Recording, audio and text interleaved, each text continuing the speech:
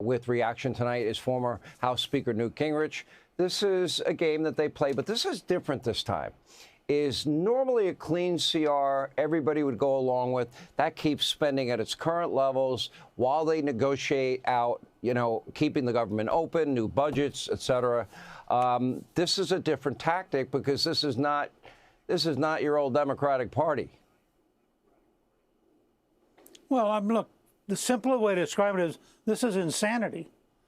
We know from the work we do at America's New Majority Project that there are two things the American people feel about this shutdown. One, they do not want increased spending. Two, they do not want the government closed. So what do you have? You have the Schumer shutdown where Chuck gets up and says, I'm going to close the government to get more money. Now, that means he's on the wrong side of both issues. This is not easy. But it hit me. I know you have been a New Yorker, so I hope you won't be offended. But it hit me talking to Maria Bartiromo yesterday morning.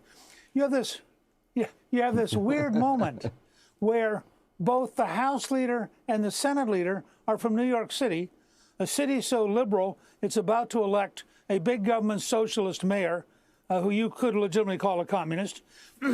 Their world is all of these weird left-wingers.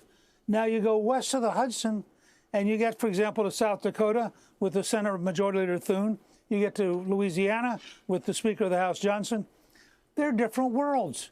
And I think literally Schumer and Jeffries are just totally out of touch with America. Is it they that are out of touch with America or, well, I think they are. I think they bought into the radicalization of their party.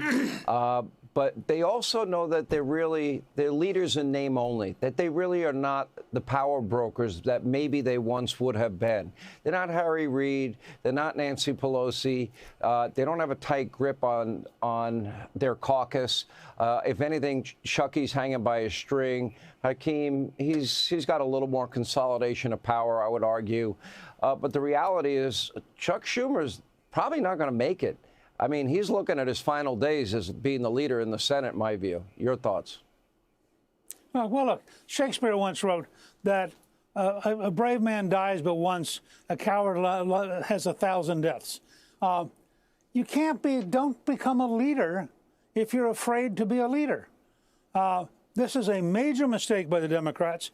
They have already become a big government socialist party with weird values.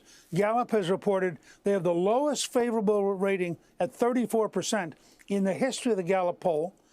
Seth Keshel reports that as recently as today, in New Mexico, for example, there have been 1,300 more Republicans signing up, leaving the Democrats in the last couple of weeks, 3 times the normal rate. So what you're seeing around the country is people are going, if that's who the Democrats are, I'm not one of them. And I think we're seeing something truly historic. And remember this, Sean, the people who are now in the Trump administration had 4 years in the wilderness. And that means, for example, the Russ Vought, the head of the Office of Management Budget, spent 4 years thinking about what should we do if there's a shutdown. So they're totally prepared for this kind of a fight. And the Democrats have no idea what's going to start hitting them on Monday. I think you're right on that. By the way, when Chuck Schumer is on the floor of the Senate making the case that the New York Times poll is biased in favor of conservatives, okay, that might be the greatest line ever uttered on the Senate floor in the history of the Senate. Speaker Gingrich, thank you. We appreciate you.